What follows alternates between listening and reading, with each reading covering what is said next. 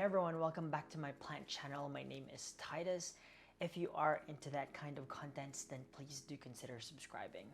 Now in this video, I just want to share with you guys the different types of monsteras that I own.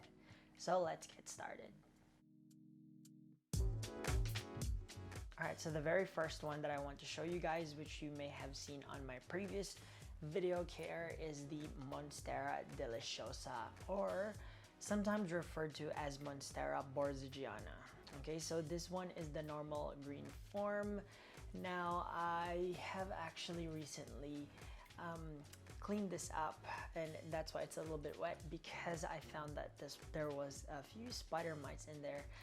Now unfortunately, because it was so imbalanced on its pot when I was watering it, that it fell on its front, and I don't know if you can really see it, but it is a bit dented and also bruised right there. It's not necessarily that it's a bad thing, but I did want a perfect leaf. Now it's gone. So perhaps maybe the next one instead. All right, so that is your normal popular Monstera Deliciosa. Okay, there's a variety of this type of Monstera, but I'm not there to discuss it. This is the one that's currently and readily available in the market, and at the moment it's really just I think being overproduced now.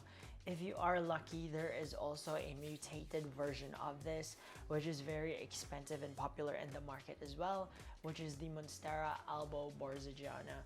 So basically what that is, it's basically the same form, okay, this large one, and it does get quite big, but it does have a lot of white colored variegation on it. Okay, so that is the Monstera Deliciosa. The second Monstera that I have, and you can see it here, okay, this one is not an albo. This one is actually a Monstera Thigh Constellation. Okay, and the difference is between the Monstera albo and also Thigh Constellation is that Thigh Constellation is not a mutation.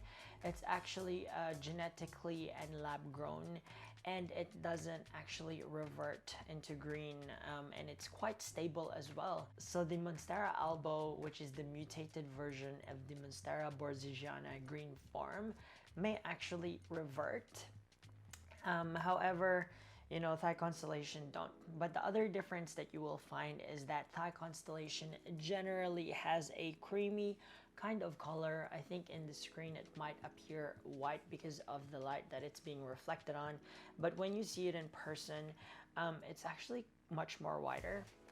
Now unfortunately, I was going to own an albo, but when I ordered one overseas, which is much more affordable, it came back and it was dead. I thought that I could salvage that tiny node that it had.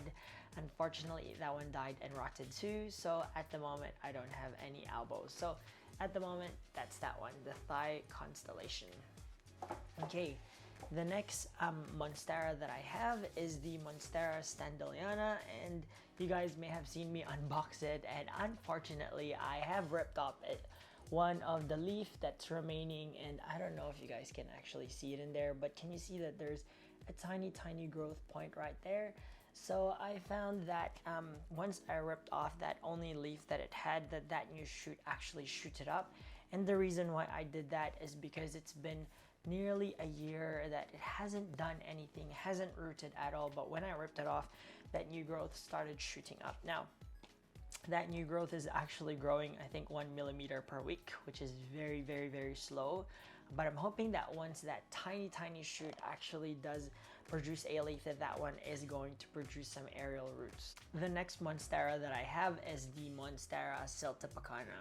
Okay, so as you can see, that's how it looks like. It's actually quite a nice leaf, elongated and sort of like a heart spade shaped pattern. Okay, this is one that I've propagated recently, and it's currently in sphagnum moss. The mother plant is actually at the back right here, and I'm not sure if you're able to see it just there, but I'm gonna go and get it 2 seconds. All right, so the mother plant of that Monstera siltepecana is actually this one right here. Okay, so from the bottom, I've grown it up into this pole right up to the top, which you can't see anymore.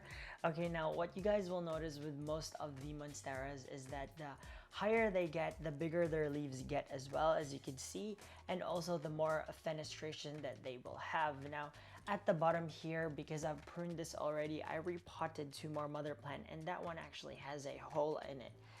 So this is the Monstera Celtipacana. Now the other variety for this plant is the Monstera Celtipacana El Salvador, and I'll go grab that in 2 secs. Alright, so the Monstera Celtipacana El Salvador actually sort of looks like it as well, but what you'll be able to see is the distinct difference of the variegations on it. Okay, so it's not a sectoral variegation like the thigh constellation or elbow, but it's actually that silvery kind of webbing that it has. As you guys can see, if I just bring it up closer, as you guys will be able to see that there are actually distinct pattern of that, and I may make a separate videos of this, but basically the leaf pattern of it is pretty much almost similar. The higher it gets, the more fenestration that it will also get. The only difference is that this one is actually much more greener compared to the green form of Celtipacana, as I found out. See, those 2 leaves actually look like twins already, except that that one is more silvery, whereas this one is actually just a normal green form, as you can see. Now what I found is that it's actually more popular to own a Monstera El Salvador purely because of that silver variegation.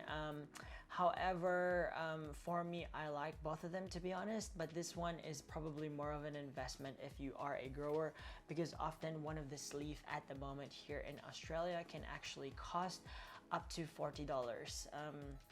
So I guess depending on who the buyer is and if you're willing to buy it for that price, by all means do so. But for me, I got, actually previously I owned another one of this, but I killed it because I didn't properly know how to look after it. Now this is my second one, which I bought from that same grower, and thankfully it's actually flourished, as you guys can see. So I'm hoping that it'll eventually climb up this moss pole, and then eventually I will upgrade it into a higher moss pole. So there you go, that's the Monstera Celtipacana El Salvador. Something that I didn't mention is this is probably one of the favorite Monsteras or plant that I own at the moment. So I really want to look after this to make sure that, you know, it really does grow and flourish well. Alright, the next Monstera that I own is the Monstera Adansonii. Okay, so this is the one that I have currently been growing, and it's good that it's growing quite well. Now when I got this, it was actually a rehab plant where I got it from Bunnings, which is our big box store here in Australia, and it was only $6 at the time, and pretty much a lot of its leaves were dying already. I managed to actually look after it well, and I hope I am looking after it well, and I managed to actually propagate it and replant a lot of its new cuttings down below. I've actually made a propagation video of it if you guys are interested to watch. But basically this Monstera Adansonii, unlike the other Monsteras, are actually fenestrated once it grows. No, I'm lying. Actually, its baby form can actually just look like a single leaf. However, this one actually has tons and tons of splits, even though splits are fenestrations, even though it's quite small. Okay, and they do grow quite gigantic as well. And they do look really nicely on a moss pole, purely because if you let them vine down below, it actually gets smaller leaves, and the more that you let it climb, the bigger the leaves actually get, which is quite majestic. Now, the other more popular variegated version of this is the Monstera Adansonii variegata. It's actually more expensive compared to an elbow of your Monstera Deliciosa. I think last time I saw in the market, it has gone a little bit cheaper, I think, so $1,500 per leaf. Now, I know that I'm saying that's cheaper in the plant community. I don't know that I'm willing to buy one for that price, purely because variegated Monsteras, unlike the thigh constellations, are more unstable. So they can either revert back to green, turn all white, and if they turn all white, oftentimes they would just die off because there's not enough chlorophyll, I think, that green pigmentation of it that's able to then photosynthesize and create energy for the plant. So that is my Monstera Adansonii. Now the other variation of that Monstera Adansonii besides the variegated version is actually this monkey mask. Okay, and by looking at this, you probably won't be able to tell the difference, but if I bring the two close together, okay, what you will notice is that the Monstera Adansonii The normal form, or the most commonly available one in the market at the moment, is actually quite smooth, elongated and long, whereas the monkey mask, and this one's still a baby, and I've put like various baby plants in there together, but what you'll notice is this one is a bit more crinkly, and I guess the reason why I wanted to own one of these is so that I can eventually sell it in the future, but they're also a really nice vining plant as well, and I do want to see the mature version of this eventually. So that is my Monstera adansonii monkey mask. And with the Monsteras, they are one of the most easy care plants that you guys can ever look after, and if you are interested to find out how to care about Monsteras, I will link that down below. It's a previous video that I made before this. That's pretty much it, guys. So if you found this video entertaining, then please click that like button. If you do want to see me make more videos like this, then go ahead and hit that subscribe button. Otherwise, I will see you guys on the next video. Until then, goodbye and God bless.